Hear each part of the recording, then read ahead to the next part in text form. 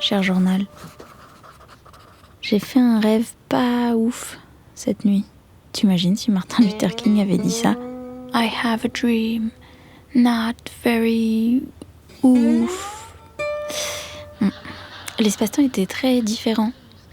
Tout marchait au ralenti. C'était un peu dimanche tous les jours, et puis alors on sautait un mois sur deux, comme ça, sans raison. C'était comme dans la vraie vie, sauf que je restais au lit toute la journée, ou dans mon canapé, ou dans mon fauteuil, enfin dans ce que j'avais à portée de main, parce que, en mettant le nez dehors, je risquais de tuer des gens. Sans le savoir, hein, et sans le vouloir surtout. Alors je faisais cramer tout ce que je cuisinais. Bon, ça changeait pas trop d'habitude, mais bon, quand même.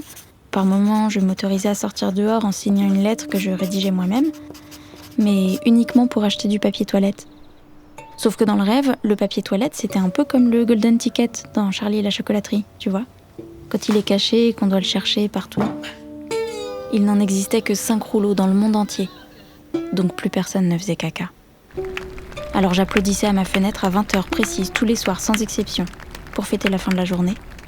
Et ça m'émeuvait. Et ça m'émeuvait. Et puis j'en avais les larmes aux yeux, voilà. Je critiquais ceux qui partaient près de la mer, et je n'avais pas de linge sale à apporter à la mienne, parce que je vivais en pyjama. Et c'était pour tout le monde comme ça, hein, j'étais pas la seule. Alors je me plaignais du temps long, bien sûr, mais en réalité, je finissais par y prendre goût.